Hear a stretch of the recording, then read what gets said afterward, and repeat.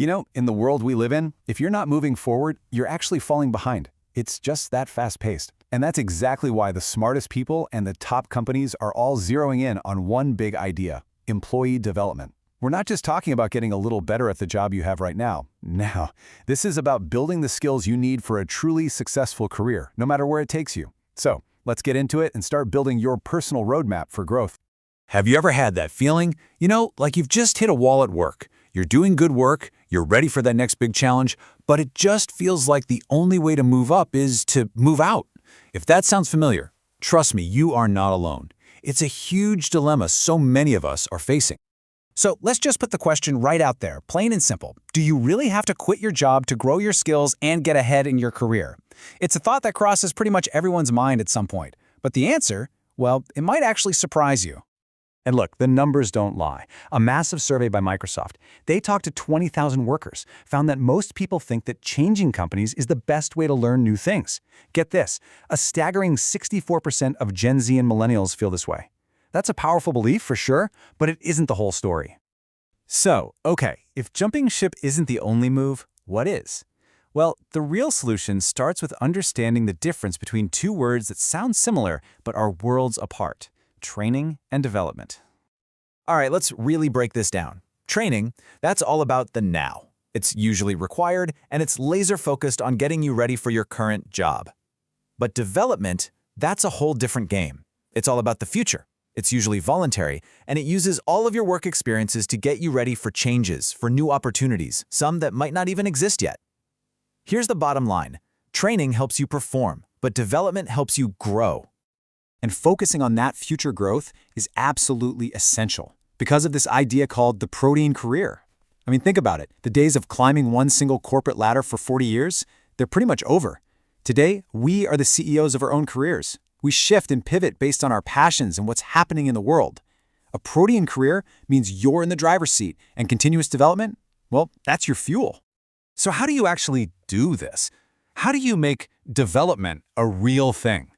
The good news is, it's not some abstract mystery. There's a practical toolkit you can use, with 4 main paths you can take to build a career you really want. So, what's in this toolkit? Well, you've got 4 main approaches. Formal education, things like courses and workshops.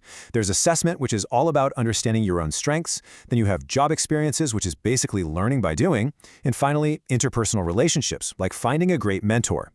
Let's dig into how these work, starting with the absolute foundation, knowing yourself. Okay, first things first. This first path, assessment, is all about self-awareness. It means taking the time to really gather info on yourself, your skills, your communication style, how you work best. Because, let's be honest, you can't draw a map to where you're going if you don't know your own starting point. You've probably bumped into tools like the Myers-Briggs or the DISC assessment before, right? The key thing to remember is they're not about putting you in a box. The MBTI just helps you see your preferences, like how you prefer to get your energy or make decisions, and DISC describes your behavioral style. Understanding these patterns is the first real step toward growing on purpose.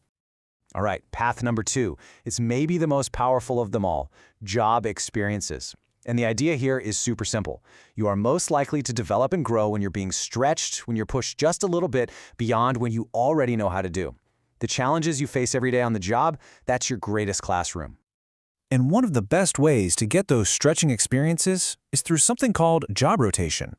This is where you literally move through a series of different roles, sometimes in totally different departments. It's an absolutely fantastic way to see the bigger picture and build a much wider network. And this isn't just some textbook theory. Check this out. At H&M, every single new person they hire, I'm talking even top executives, starts by working in a store. For weeks. Why would they do that? Because it guarantees that everyone, no matter their title, truly understands the heart of the business, the customers, the products, the day-to-day challenges. Now that is development in action. So the last couple of paths in our toolkit really drive home an important point. You can't grow in a vacuum. The people around us are just critical to our development. It's through those interpersonal relationships, like mentorship, that we get priceless guidance, and of course through formal education, we can go out and get specific new knowledge. It really is a team sport. A good mentor, man, they can be a total game changer for your career. We're talking about an experienced senior person who takes the time to help guide someone who's less experienced. They're a coach, a sponsor, they give you visibility. A great mentor can open doors and show you perspectives you just never find on your own. Okay, so we've got the tools: assessment, experiences, relationships, education. We know what's in the toolkit. Now, how do we actually put all of this together into a plan that works for you? The key is to create your own personal career roadmap, and there's a clear process for that. This 4-step process is your blueprint. First up, gather data about yourself. What are you actually interested in? What do you value? Next, get feedback. Talk to people you trust and figure out where you fit in the bigger picture. Then, step 3 is to set real, specific goals, not just vague dreams. And finally, you create an action plan. What are the actual steps you're going to take to get there? This is how you turn ambition into a real strategy. You know, what's really cool is that this focus on personal development, it's not just about your own success. When companies really invest in these tools for everyone, they can start to solve some of their biggest, most stubborn problems. And one of the biggest challenges it helps tackle is something called the glass ceiling. This is that invisible barrier that for far too long has kept women and people from underrepresented groups from reaching the very top jobs. And you know one of the primary causes of that barrier? A lack of access to the exact development opportunities we've been talking about, like those high-profile projects and critical mentorships. And if you think this isn't still a real thing, just look at the numbers. Women make up almost half the workforce, but hold only 8%, just 8%, of CEO jobs at the biggest companies. Strong formal development programs can help shatter that ceiling by making sure these opportunities are available to everyone.